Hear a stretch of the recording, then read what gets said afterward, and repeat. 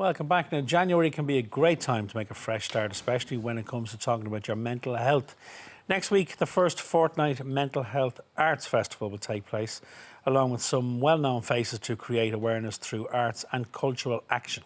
Broadcaster and author Nikki Hayes is one of those involved, and she joins us this morning. Good morning to you, Nikki. Morning, Nikki. Hello, how Thank are you for coming in to us. Very good. Thank you. I always just kind of blend into the couch here. It's just so comfy. Settle in. And Settle you in. get a You're bowl in of your nannies, cauliflower as Simon fried rice says. as well. Gorgeous. Yeah, a bit of soup as well. You'll be grand. The first fortnight festival or campaign, tell us about that festival. Okay, well, it's a festival that's been running for years now, and it's 2 weeks, the start of January, when a lot of people are feeling down, you're broke, you know, you've put on too much weight, there's lots of things going on there. So they really wanted to turn around the first 2 weeks, JP and David, the guys who organise it, and, you know, make it more like a festival, an open discussion, something to do, you know, and that's kind of where first fortnight came from. And now it's running in 17 different counties. So it's not just Dublin. People think, oh, you know, everything's up in Dublin. It's not. It's all over the country. Yeah, and it's lots of different things. I mean, it's kind of like there's open forums, there's discussions.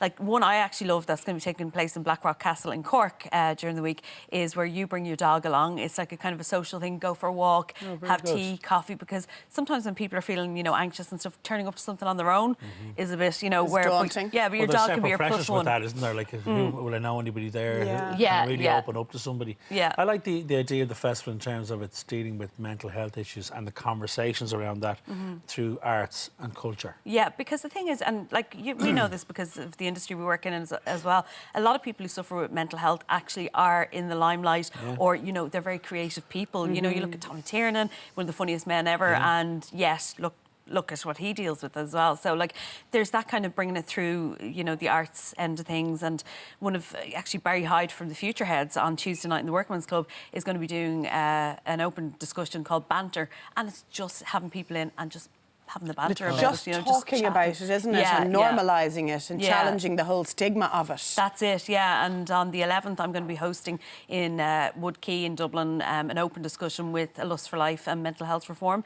So anybody can come. It's completely free of charge from 7 o'clock. And we're literally just going to be hammering out, you know, I know Simon Harris has promised to give more money to mental health next year, but that doesn't really, you know, fix what's going on now. So we're just going to have a conversation about it, a debate, have people, you know, come in and get involved. So if anyone does want to, and you've been very honest, and no doubt yourself and various other public faces and well-known broadcasters, you know, will spur on the conversation for younger people and older people, I'm sure, as well. But your own experiences started long time ago, really, didn't they? Yeah. Well, it started kind of manifesting in my teens, but now that I've been going through DBT, dialectical, I can never pronounce this properly, dialectical behavioural therapy, and they've said basically I was born with it. It's a biological thing. So I have actually, you know, I've had it all the time, but it only started manifesting when hormones and everything kicked in. But your, I don't know, I'm loath to call it condition or whatever label you put in it, but you were misdiagnosed throughout your teens.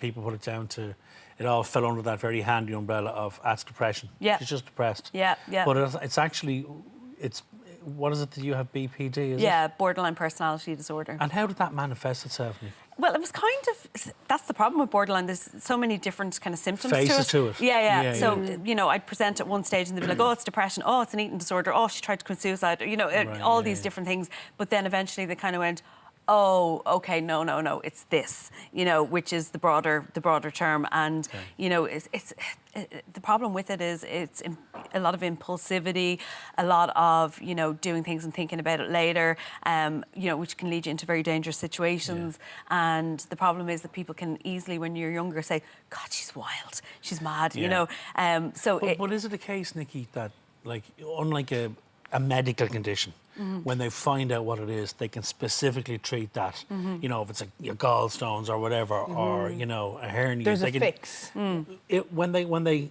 specify your condition with a mental health problem, is there a specific way of treating that then? Or you're on this particular line of therapy now. Yeah. And that's directly for BPD, is it? It is. It's actually, it's the one Martha Linehan, an American psychologist. Right. She developed it, and it is specifically for borderline personality disorder, emotional dysregulation. It also works in other personality disorders, but it's been proven that it definitely works for someone with borderline. And then I'm on medication as well, which so is what kind of specifically symptoms for me. would you have gone through? I mean, was there a low point for you? Because I'm just thinking of viewers watching this morning who may be experiencing certain symptoms, particularly in January, the hardest month of the year for so many people, for various reasons. Are there things to look out for? What was happening to you before you actually found an answer or the help that you needed? Well, there was an awful lot of depression, you know, and mood swings where I could be in here having a laugh with you guys, walk outside, go home and self-harm. You know, it's so extreme. Okay. And it's literally going from one end of the spectrum to the other. So if that's happening to you, you know, quite often, I would say maybe sit back and think about it, you know, and think, do you need to go to your GP? Do you need a referral to the mental health services? Or is it something that maybe you can just talk through? You know, maybe it isn't a long-term thing. Maybe you are just crying out for help. But this is kind of with First Fortnight as well. It's just to get people to talk. You know, we're great about talking about other people's mental health. Like, as I could turn around and say, you know, oh, Anna and Simon are depressed. You know, I think they're great for talking out. But a lot of people won't go, I am. Yeah. You know, it's so hard to say it about yourself. Was the book part of the process for you? Yeah, do you know what? When I was approached to write the book, I kind of went, oh, God, you know, I've never sat down. I talk, but I don't write. Yeah. But going through it was very tough because obviously my marriage ended around that same time. But it was therapeutic, yeah. It was therapeutic, and at the moment I'm receiving kind of, you know, up to 15 emails, private messages every single day from people looking for help. The title "Crying into the Saucepan," where does that come from? Because one day my husband came home and found me, you know, crying because I couldn't boil water, even though if I had been thinking rationally, I could have just switched on the kettle. You know, I was trying to boil water in a saucepan. Yeah, but unfortunately, when you're clouded with that, you can't see the solution. Of your state of mind at the time. Exactly, yeah. But you found the process of actually sitting down and writing the book, because you would have had to go back to when you were 13, the anorexia and other events that happened later in your teens. You found that kind of... Did it help having to revisit it, or was it painful? Well, when I was writing, it was really painful and it was very stressful, and it triggered kind of, you know, past behavioural traits.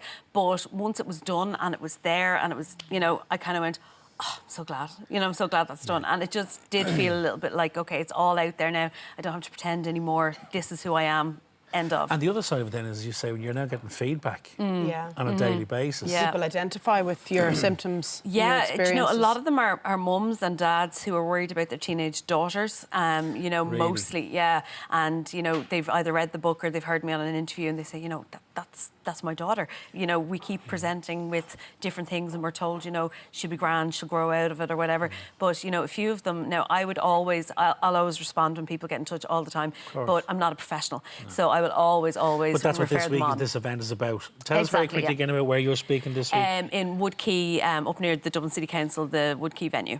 And we'll put the details up on our social media. There's the website there, firstfortnight.ie.